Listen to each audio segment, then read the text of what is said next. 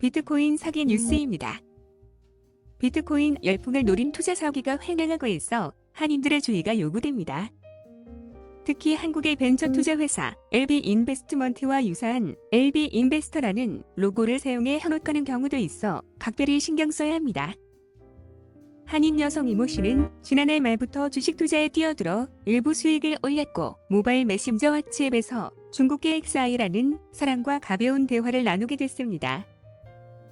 XI는 비트코인에 투자하면 더 많은 수익을 낼 수 있다며 쉐이크페이라는 앱을 다운해 비트코인을 매매하는 방법을 자세히 소개했습니다. 이에 지난 1월 말부터 2월 초에 이 트랜스퍼를 통해 미화 3,000달러씩 4차례에 걸쳐 12,000달러를 해당 계좌에 입금했습니다. 문제는 이후에 발생했습니다. XI가 다시 쉐이크페이에 입금된 돈을 LB인베스터 계좌로 옮기라고 해서 의심 없이 이체했고 며칠 만에 17,000달러로 불안한 해당 앱의 계좌를 보여주며 더 많은 돈을 투자하라고 유인한 것입니다.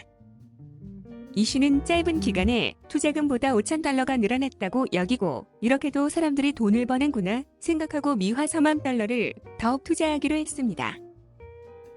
이에 XI는 홍콩 시티은행의 계좌로 와이어 트랜스퍼할 것을 요구하며 은행의 송금 이유를 친구 비즈니스 지원 목적으로 밝히라고 조언까지 했습니다.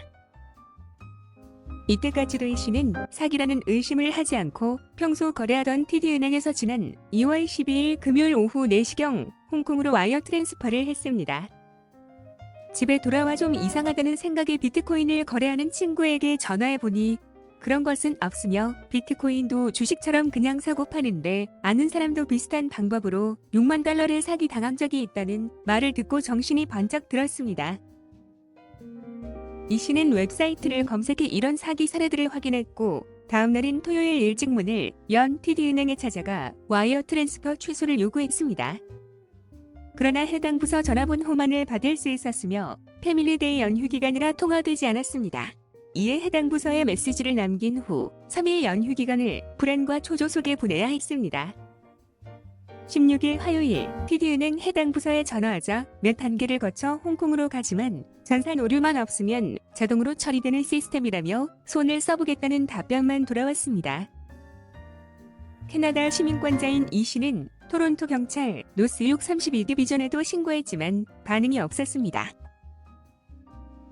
자포자기에 빠졌던 이 씨는 직접 홍콩 측 시티은행과 경찰에 신고하기 일을 얻고 18일 홍콩은행에서 홀대하고 있으니 확인을 위한 증거 자료를 보내라는 연락을 받았습니다. 홍콩 측과도 수십 번에 걸친 전화와 이메일을 주고받아야 했고 결과적으로 홍콩 측의 빠른 대처 덕분에 이 씨는 다음날인 19일 4만 달러를 TD은행 계좌로 돌려받을 수 있었습니다.